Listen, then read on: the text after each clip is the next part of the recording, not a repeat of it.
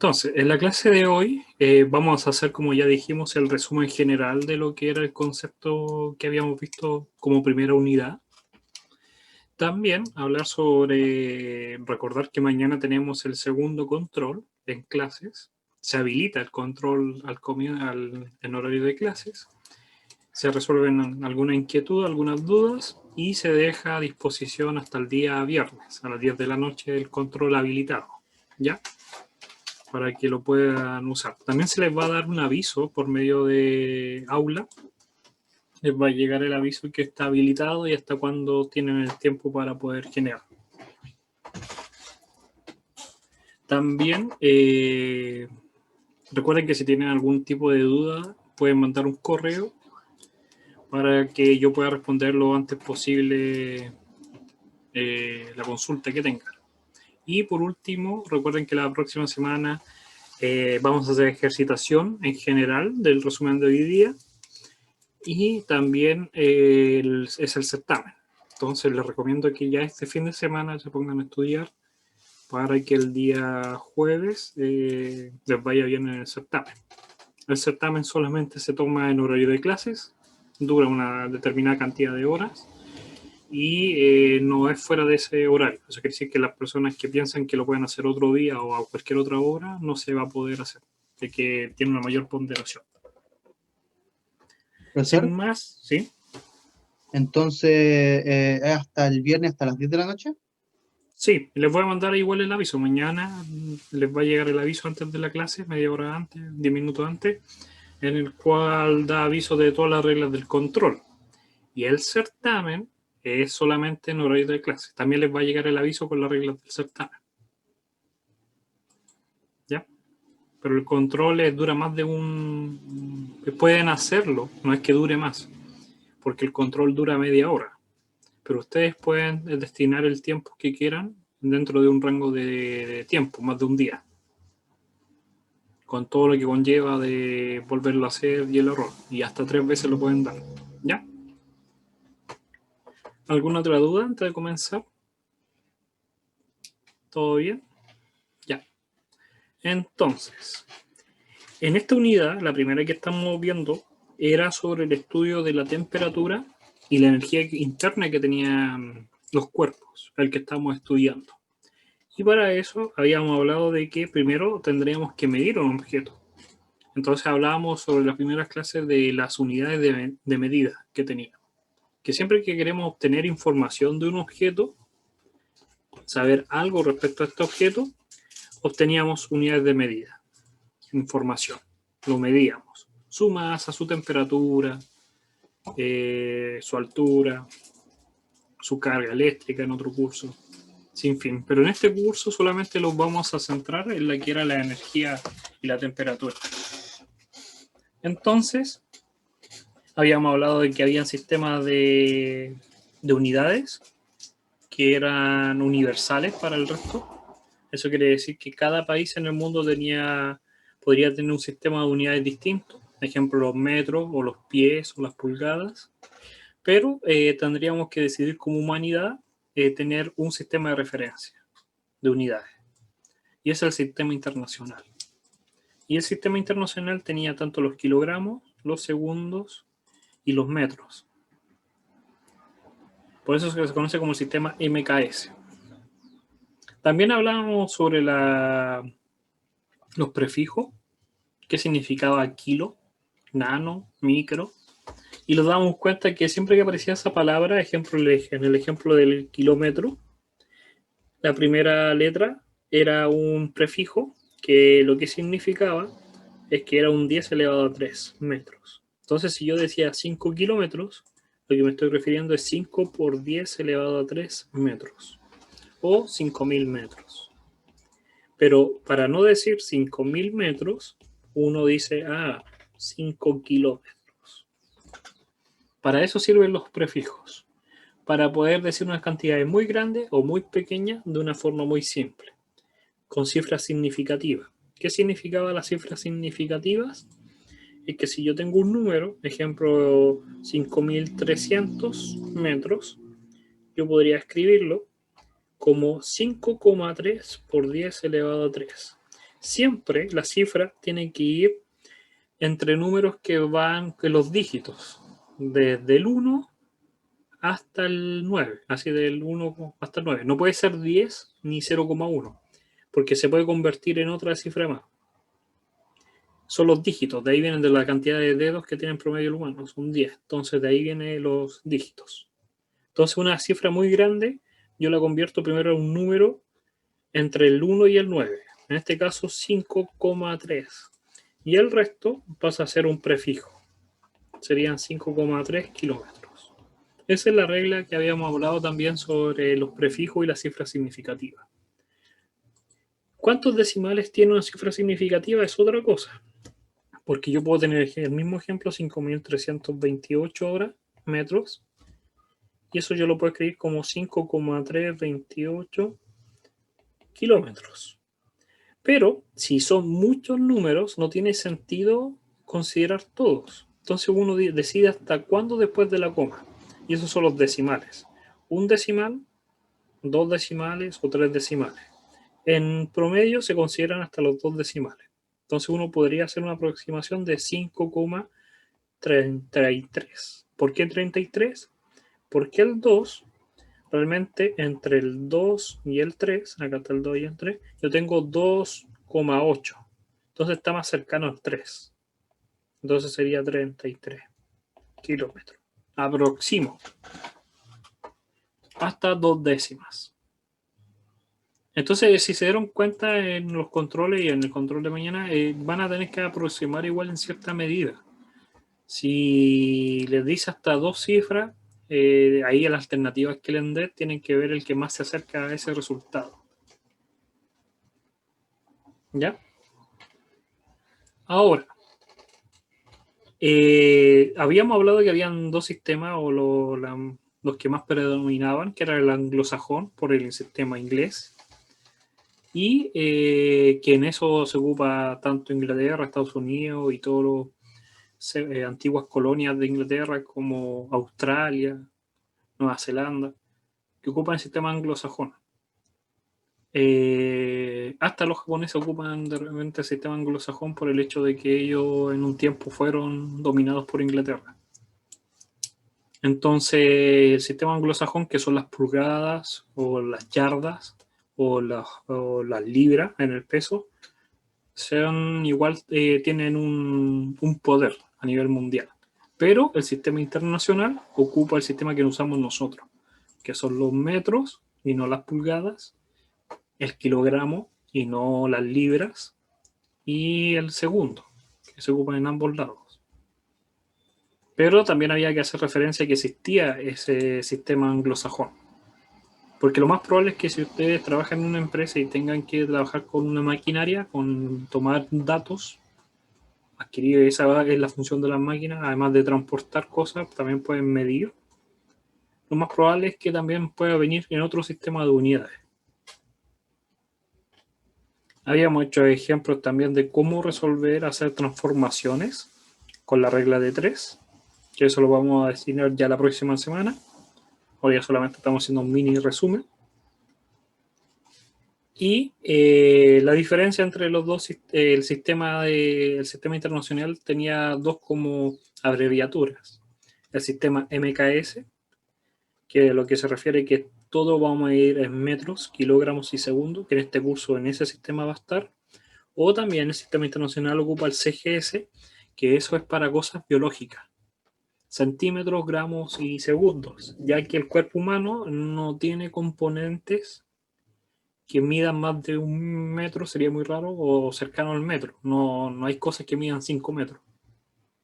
Y las cosas pesan, tienen una masa, después vamos a hablar del peso, pero tienen una masa que se puede medir fácilmente en gramos y no en kilogramos. El corazón, alguna célula o la sangre. Por eso el sistema CGS, que es como los dos son sistema internacional, pero se ocupan de distinta manera. Para datos muy pequeños, sobre todo de anatomía, biología, se ocupa el CGS, mientras para cosa industrial o para la mecánica y para la física se ocupa el MKS. Y era la consideración que teníamos que tener. Y nos damos cuenta que dentro del curso las unidades medían algo. Por ejemplo, la unidad de tiempo, la cantidad, si yo quiero medir el tiempo, la unidad era el segundo, pero en vez de escribir 5 segundos, uno usaba un símbolo, el S. O para la longitud, la unidad era el metro y se usaba una M. El único que era especial, y también habíamos hablado, era el kilogramo. Por algo histórico, algo ya del hombre, es el único que tiene un prefijo. Antes del gramo viene el kilo, que son 1000 gramos. Pero la unidad fundamental es el kilogramo, no es el gramo, es el kilogramo. Y era porque es muy pequeño el gramo. También nos damos cuenta que muchas unidades están en mayúscula. Y van a estar en mayúscula porque refieren un apellido. Si yo veo, ejemplo, voy a hacer acá un M, inventemos una unidad, el MS, el M solicio, el M sol. Si yo veo que el primero está en mayúscula, lo más probable es que sea un prefijo. Porque no es solamente una letra, sino que es más de una letra. Pero si solamente yo veo una sola letra y está en mayúscula, no es un prefijo, porque está sola. No está siendo como el prefijo de una unidad, como el kilogramo. El primero yo entiendo que es un prefijo y el segundo es la unidad. Si lleva solamente una letra y está en mayúscula, yo entiendo que es el apellido y es para recordar a la persona. En el caso del ampere, el A, Kelvin, el K, y así sin fin. Entonces, como una forma de distinguir, si yo tengo más de una letra, puedo interpretar que de repente esa letra sea un prefijo la primera, y si está en mayúscula son 10 elevado a números positivos, y si está en minúscula también habíamos dicho que eran prefijos que estaban en 10 elevado al negativo. Después hicimos la clase sobre la temperatura, que era la forma de medir la energía a observar. Externamente nosotros como observadores estamos fuera del objeto y era la forma de observar la energía que tenía el objeto. Y eso era la temperatura. Temperatura muy alta, el objeto por dentro tenía una energía mayor y los átomos vibraban mucho. Y si tenía una temperatura muy baja, quiere decir que los átomos vibran poco, se mueven poco y por lo tanto estaba frío, lo que decimos frío o caliente. Y la forma de medir, de observar, teníamos que inventar una escala. Y era la escala de temperatura. O en Celsius o en Fahrenheit. Y después nació el Kelvin, que era algo más teórico, que convergía en todas las temperaturas a un punto. Y que nadie puede ser más bajo que él, que el 0 Kelvin. También habíamos hablado sobre otras observaciones que podríamos hacer del cuerpo. Ejemplo, si yo tengo el cuerpo y yo le quiero medir, en vez de cuánto mide de largo, yo podría saber su área o su volumen. Y era simplemente aplicar las propiedades de la longitud. El área es el largo por el ancho, entonces se mide en metros cuadrados, porque es metro por metro. Y el volumen es metro de ancho por metro de largo por metro de largo. Alto, largo, ancho. Y el volumen. Y así sin fin de unidades. Que estas son compuestas, porque dependen de las básicas. Fíjense que todas dependen de la distancia, del segundo o el kilogramo. Y hay otras más que dependen de otras unidades fundamentales. Pero las fundamentales no dependen de nadie. La definición de metro no depende de nadie, no depende de otra unidad para definirla. El segundo no depende de otra unidad para definirla. Y el kilogramo tampoco. Hay otras más. Pero la velocidad, como ejemplo, sí depende de estas dos. Porque es distancia que recorro en el tiempo. Entonces hay dos distinciones, las fundamentales y las que son compuestas. Hasta ahora solamente hemos visto de las dos, porque la temperatura se mide en grados Celsius o en Kelvin y es fundamental, no depende de nadie más. Pero el calor específico o el calor latente tenía como unidades, dependía de la temperatura y de la masa. Entonces no es fundamental. Es una derivada, depende, deriva de alguien más. También hablamos sobre la densidad de los objetos, que era cuánto volumen yo tenía de un objeto. El objeto tiene masa, pueden pesar, pero tienen una masa. Y esa masa ocupa un cierto volumen. Es como el chiste que uno dice, ¿qué pesa más? ¿Un kilo de plumas o un kilo de clavos? Los dos pesan exactamente lo mismo, porque los dos son 1 kilo. Pero la gente confunde que el kilo de plumas puede ocupar el espacio de una pieza, mientras que el kilo de clavos ocupa una caja muy pequeña. Pero los dos pesan exactamente lo mismo. Entonces, ahí está el concepto de densidad, porque tienen el mismo peso, pero no ocupan el mismo espacio.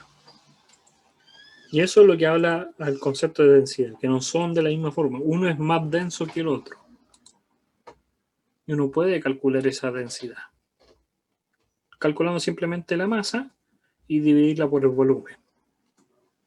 También hablamos de la densidad relativa, que la densidad relativa era simplemente una comparación.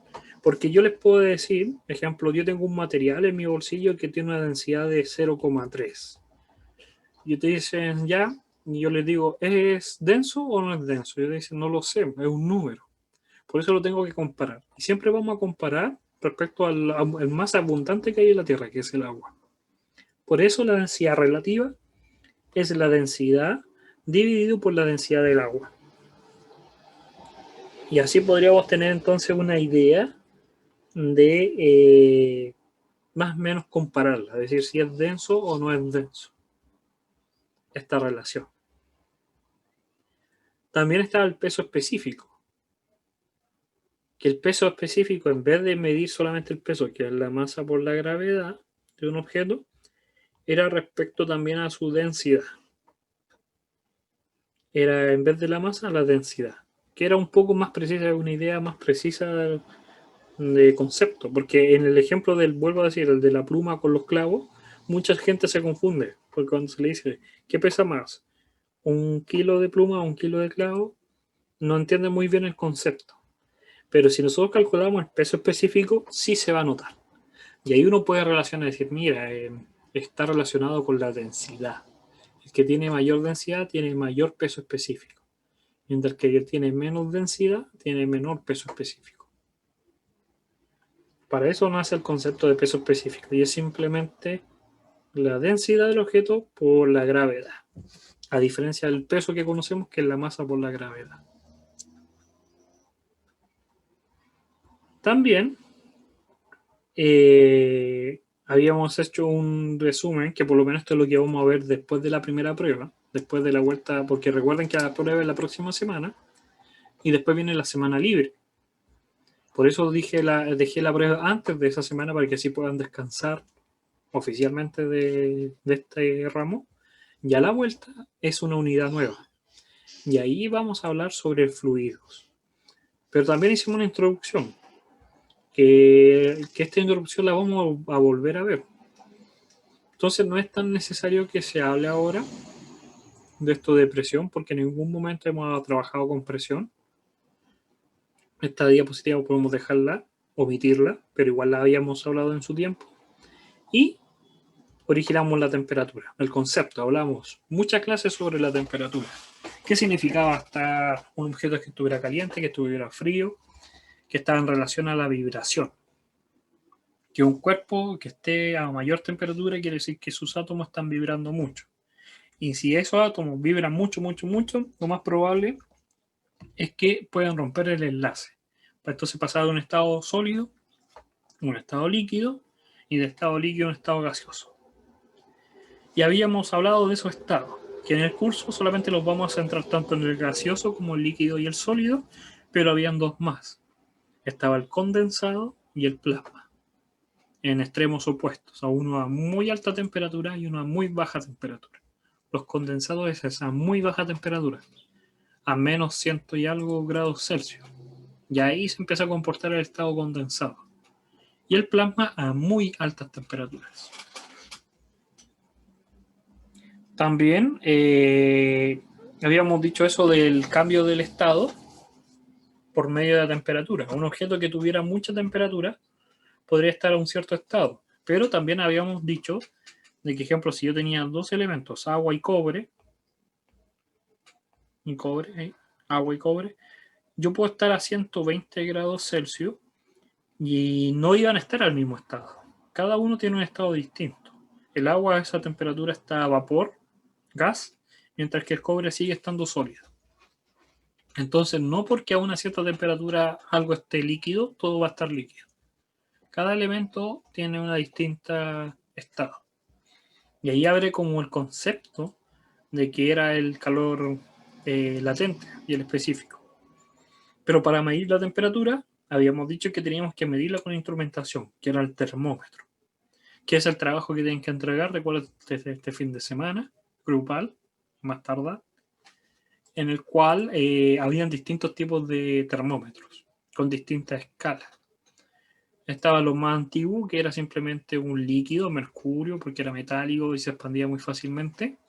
También habían de aceites, agua podría ser, pero el agua no sirve mucho, porque a la temperatura que queríamos medir no se dilata tanto. Y también habían de radiación, entre otros. Y habíamos hablado de los tipos de termómetros que había. Entonces, y también uno por presión. En vez de medir un líquido, de cómo se dilataba este líquido, era por la presión, que eran los barómetros o los manómetros. Entonces también hicimos una clase completa de la escala de temperatura y los tipos de termómetros que podían haber. Y como existen escalas distintas, también hablamos de la conversión, cómo pasar de una escala a otra, del Celsius al Fahrenheit y del Fahrenheit al Celsius o al Kelvin, que son las tres que se pueden ocupar. Y para eso hicimos el primer control, ¿se acuerdan? En la transformación de escala. Entonces, los termómetros miden y dependiendo de en qué unidades miden, podemos transformarlas o no. Imagínense, usamos un termómetro que está en Kelvin, pero la quiero usar en Celsius. Entonces tendríamos que cambiar. Y lo normal es que se ocupa en Celsius. Y en los laboratorios predomina el Kelvin. Y Fahrenheit solamente para los sistemas anglosajones.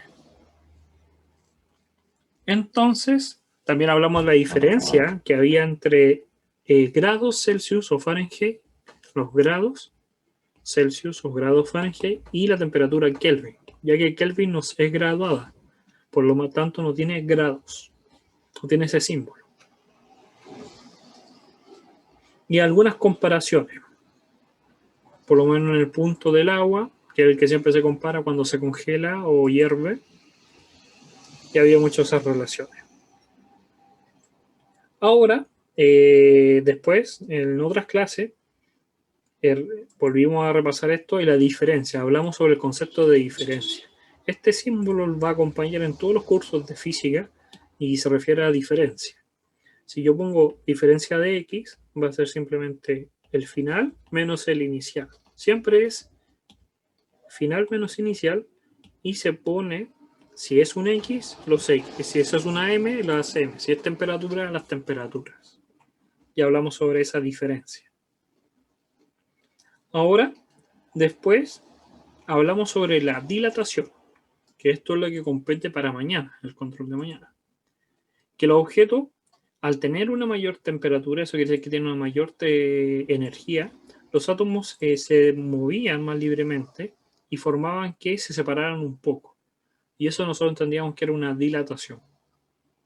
Y si baja la temperatura, se contrae. Y cada elemento, cada material tiene una dilatación distinta. No todos tienen exactamente la misma composición de materiales. Por lo tanto, se dilatan de distinta manera. Por eso, el concepto de dilatación era un cambio en el largo, o había un cambio. Y ese cambio va a depender de una constante, del largo inicial y el cambio de temperatura. Porque si no hay cambio de temperatura, no hay dilatación. y dependiendo del material. Y había dilatación lineal, que era simplemente en una dirección. También hablamos de la dilatación superficial y la volumétrica. Y habíamos hablado de esa relación que habían por el coeficiente. Cada material tiene un coeficiente distinto, se dilata de distinta manera, algunos más y algunos menos. Y de las unidades habíamos hablado. ¿Y por qué era tan importante entender la dilatación? En los cables de corriente, en las vías ferroviarias, en los puentes, en sinfín de cosas uno considera la dilatación. Ejemplo, hasta los ascensores, si son antiguas las placas metálicas, las paredes de placas metálicas, uno consideraba que podía dilatarse. En los espejos también. O en los vidrios de los edificios, las temperaturas también hacen que se pueda dilatar el vidrio. Por lo tanto, uno tiene que considerar un cierto espacio. Si lo deja muy justo, lo más probable es que reviente. Porque se puede dilatar con la temperatura o contraer. Por eso uno tiene que siempre amortiguar. Por eso los vidrios en las ventanas ponen como silicón en la orilla o ponen un aislante. O cuando las casas o los edificios son muy grandes, muy largos, a una cierta distancia ponen un aislante como de Plumaví para que se pueda dilatar. En las calles, si se fija en las calles, son por trozos. No es una línea continua de... Ahora ya no la hacen así, antiguamente la hacían así, pero ahora ya son como cuadrados, rectángulos, por donde pasan los autos. Y dan una franja entre medio por si se dilata. Ya se entendió que se dilata por el calor, entonces se puede contraer. Pero antiguamente hacían una sola pieza en una calle y se doblaba. Aunque fuese milimétricamente, ese doblez generaba la ruptura y se formaban los orificios en la calle. Hoy en día ya Profesor, no. ¿Sí? una pregunta que, por ejemplo, cuando, o sea, igual es muy obvia la pregunta, pero igual ¿Mm? es como algo que pasa, por ejemplo, cuando uno seca algo, lo mete en un horno, lo deja al sol, pierde agua, y al perder agua pierde cierto volumen, ¿o no? ¿O depende del material? Sí. Es que eso primero, si tú te preocupas por el agua, eso no es dilatación, porque depende de la humedad. La dilatación depende de la temperatura. Pero si yo tengo, como tú dices, una barra de madera y está húmeda, eso quiere decir que dentro de esa madera hay átomos de agua. Entonces, cuando yo le doy calor por el sol, por un horno, lo que sea, esas partículas se van. Tienen tanta energía que se logran separar. Primero se vaporiza, se vuelve vapor y tienen tanta energía que se van. Eso es lo que le pasa a las partículas de agua o lo que sea. Se evaporan. Ahí viene el estado de evaporar. Entonces, ese espacio que ocupaban ya está libre. Entonces acá adentro tengo átomos de madera, los rojitos, y tenía átomos de agua. Pero ese átomo de agua ya se fue. Por lo tanto, dejó libre el espacio y se contraen, se juntan un poco más las de madera. Por eso también se puede decir que como que se dilata, se contrae. Pero ahí hay un factor también de evaporación. Nosotros Ah, lo que ya. consideramos en el curso es que la barra está sola, solamente tiene un componente, un solo átomo.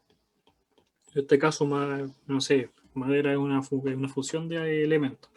Pero si fuese cobre, los metales, por eso siempre los ejemplos son de metales, o un plástico, o un vidrio, o algo que solamente esté hecho de eso, para que esa contracción no considere pérdida de algo. Pero en la realidad también, lo que tú dices, hay humedad. Entonces, esa contracción que tú ves es tanto por dilatación, que tú la puedes calcular, pero también hay un factor de humedad, que también hay en los cursos avanzados de esto, que estudian estas dilataciones, le agregan ese factor de humedad. Y después podría volver a ver cuánto se dilata con el calor Sí, también. nuevamente. Ya, muchas gracias. Pero, y en las cosas como los cables y en las calles, se calcula sin humedad las cosas. Dependiendo, hay cosas que sí se calculan y otras no. Depende de si adhiere o no adhiere el agua. El plástico no. El plástico no se vuelve húmedo, se moja, pero no se humedece. Entonces, no sé, la dilatación de los cables eléctricos se calcula como dilatación. O los puentes, si son metálicos, las vías de trenes, tampoco se humedecen. No, el agua no penetra, no queda dentro como una mezcla. No es como la madera. La madera, la tierra, los compuestos, ahí sí se puede adherir. Depende si el material es poroso o no es poroso. Entonces, de eso hablamos, de la dilatación. Y hicimos muchos ejemplos de cómo calcular la constante. Les vuelvo a decir que las clases fueron grabadas, las pueden ver libremente cuando ustedes estimen. Y hablamos sobre la dilatación superficial y la dilatación volumétrica y la relación. Ahí hay una imagen del ejemplo de lo que hablamos de los puentes, en el cual hay una separación y se entiende que se pueden dilatar. Antiguamente no se hacía y por eso los puentes como que formaban curvas. Uno no ve eso, no las visualiza, porque tienes que estar todo el día y ver distintas temperaturas para que tú te des cuenta que sí cambia. Y esos cambios lo que genera es que como que se arrugue un poco o que vibre y por lo tanto se forman grietas en los puentes. Por eso para minimizar esas grietas se forman, nosotros generamos la grieta de dilatación. Hablamos sobre las aplicaciones que podría tener entonces el concepto de dilatación y todo eso se va a evaluar mañana, recuerden. Los invito a que vean la clase por lo menos de dilatación y vuelvan a repasar los ejemplos. Y alguna importancia. Hicimos muchos ejemplos sobre dilatación. Después aparecía un nuevo concepto que era, además del volumétrico y el lineal, era el concepto de calor, que era la energía, que era la transferencia. Que decíamos que un objeto estaba a una cierta temperatura y entraba en contacto con otro objeto a una temperatura distinta y había una transferencia de esa energía. Esa transferencia nosotros la conocemos como calor. Un objeto va a ganar esa energía y otro la va a perder. Y es lo que nosotros malinterpretamos como frío o caliente. Pero es simplemente transferencia de calor, ganancia o pérdida. Y siempre va de mayor temperatura a menor temperatura. Entonces cuando uno dice no abran la ventana que va a entrar el frío, realmente no entra el frío. Lo que sale es el calor, pero el frío no entra. Porque va de la mayor temperatura, que sería la pieza, a la menor temperatura que es el ambiente afuera. Y nosotros lo que sentimos es una pérdida. Esa sensación de frío es que estamos perdiendo temperatura. Entramos en contacto con un aire que tiene una temperatura más baja. Y esa sensación fría que nos da escalofrío es que estamos perdiendo temperatura. Entonces hablamos sobre eso. Y las unidades de calor se miden en joules o también en calorías. Y nuevamente depende, porque si estamos estudiando cosas biológicas, serían calorías. Y si fuesen cosas como industriales o de laboratorio, serían joules. Y había una transformación de que una caloría equivale a 4,18 joules. Entonces podríamos transmitir ese calor por medio de conducción, también hablamos de la convección, y por radiación, que eran las tres formas posibles de transmitir energía, no hay otra, del calor. Y hicimos algunos ejemplos y hablamos de que esa transferencia va a depender de cada objeto tiene una transferencia distinta. Y a eso le llamamos la capacidad térmica, la capacidad que tiene cada objeto para poder transferir calor. Y va a depender de su cambio de temperatura y de su cambio de energía, que es el calor. Y eso habría el concepto de calor específico. ¿Y por qué específico? Porque además de esos dos conceptos depende de cuánta masa yo tengo. Por eso sería por la masa. Y ese era el concepto de calor específico. Cada elemento tiene un calor específico distinto. Y por eso hay tablas de calor específico. Para el día de la prueba, la pregunta, si es que se le hace, va a dar ahí el valor de calor específico de cada elemento, para que no busquen la tabla. Pero es bueno que sepan que existen tablas de calor específico. Y pueden estar en unidades de calorías partido en gramos o en joules partido en kilogramos. Y van a ser números distintos porque son unidades distintas. No es que simplemente sea un cero de diferencia. Entonces hablamos también que cuando yo tenía un objeto a una temperatura determinada, A, y tengo otro objeto a otra temperatura, si yo los junto, estos objetos, después de mucho tiempo, o muy poco, pero después de un tiempo, llegan a un equilibrio térmico. Llegan a tener la misma temperatura. Se equilibran. Y eso abre el concepto del equilibrio térmico, que el calor que uno da, el otro lo recibe. Y por fin podríamos entonces, en esa clase, calcular la temperatura. Podemos predecir por primera vez en el curso algo a futuro. Saber con exactitud a qué temperatura van a llegar después de un tiempo, sin haber pasado ese tiempo. Yo puedo tener un vaso de agua, unos cubos de hielo, y yo puedo saber después de un tiempo cuál va a ser su equilibrio térmico. Y todo por los conceptos que habíamos hablado, temperatura, masa y calor específico. Entonces hablamos del calor que pierde, el calor que gana cada uno de los objetos y llegamos a esa conclusión. Y que somos capaces ahora por fin de poder predecir. Y hablamos sobre los posibles errores de los signos. Como uno pierde va a ser negativo y el otro va a ganar.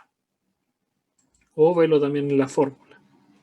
Y por eso entendíamos en la fórmula que está acá, porque cuando calculábamos el delta T, uno lo tenía en sentido contrario respecto al otro. Porque en uno aparecía el equilibrio al final, como el inicial, y en otro aparecía como el final.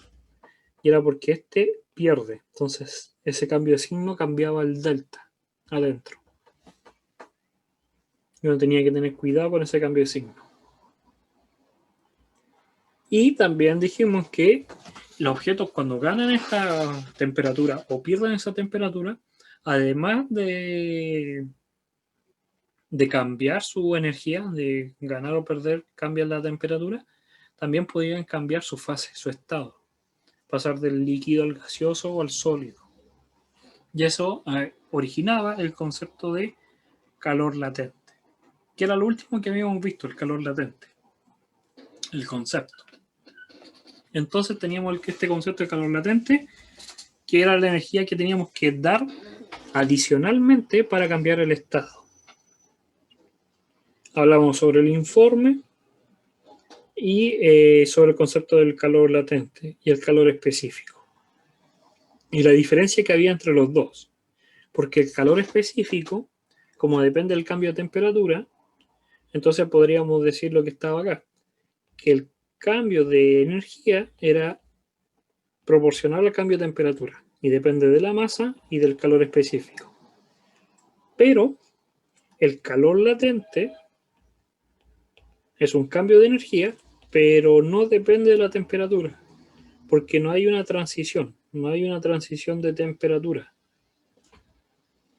Es en ese punto que el objeto tiene la temperatura justo para cambiar de estado, es la energía que necesita para cambiar su estado.